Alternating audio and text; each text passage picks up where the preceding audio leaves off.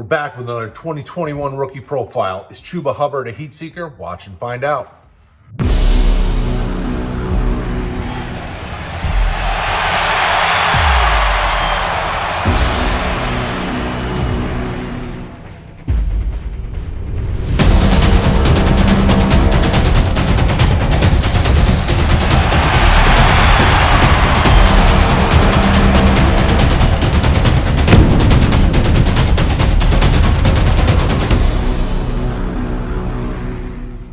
Brad from RotoHeat and RookieDraftGuide.com. Welcome back to the channel. If you aren't subscribed, do it.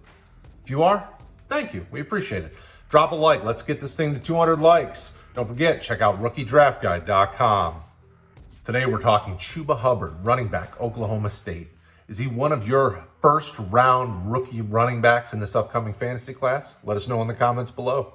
Hubbard, the 6'1", 207-pound running back out of Facey High School, wasn't really highly thought of coming out of high school.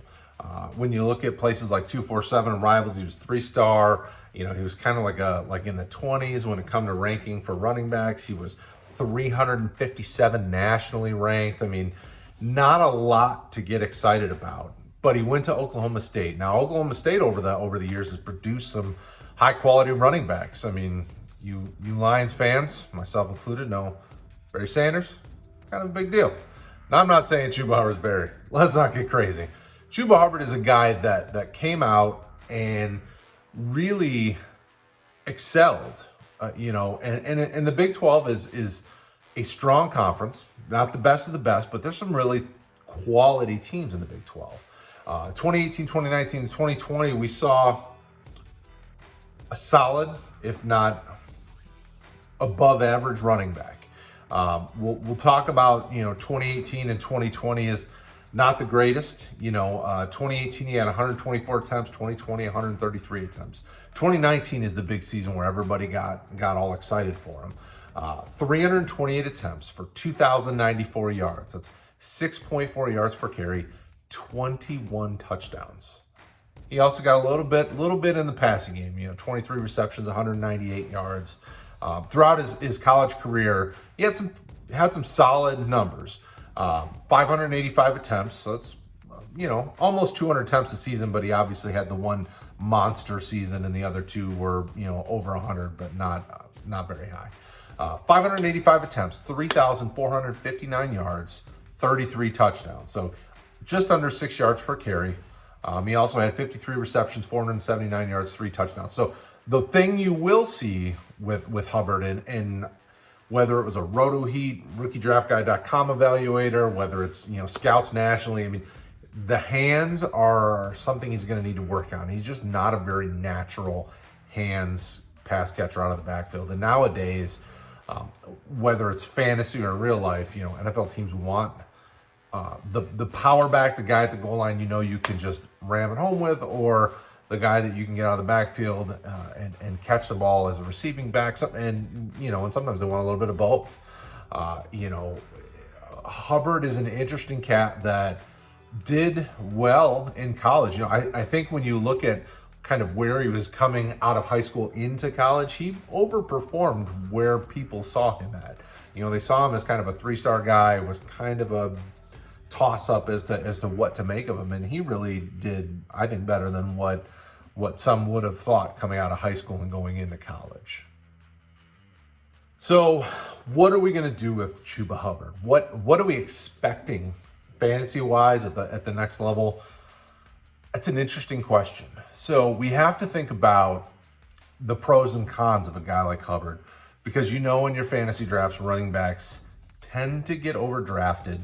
Obviously this 2021 class has some really strong talent. When you look at some of the sites, Draft Network and some of these actual NFL draft type sites that kind of rank the prospects and start to give you some details on them, Hubbard's one of the top 10 backs in this class. He's more like the 7 to 10 range. And when you think about it, think of ETN and Najee Harris and Javonte Williams and Michael Carter and Kenneth Gainwell. You have a lot of running backs in this class that, I didn't even mention Trey Sermon and Kylan Hill and Jared Patterson. There's a lot of running backs in this draft class, and there's a lot of them that are, right around the 6', 6'1" range, like Hubbard. When I look through our evaluators' notes and where they put him, the group is kind of on him. So most of the guys mentioned when watching film, they were concerned about the fumbles. There were plenty of times on tape that you saw Hubbard drop the ball, whether it's in the passing game, whether it's as a runner.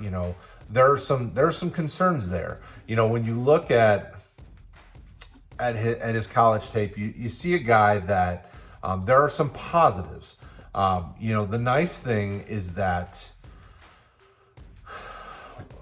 Hubbard, the player, is a very patient running back. So, if you want an NFL comparison when it comes to his patience and willingness to wait for the play to develop, it's kind of a Lev Bell type player where he can let the play develop.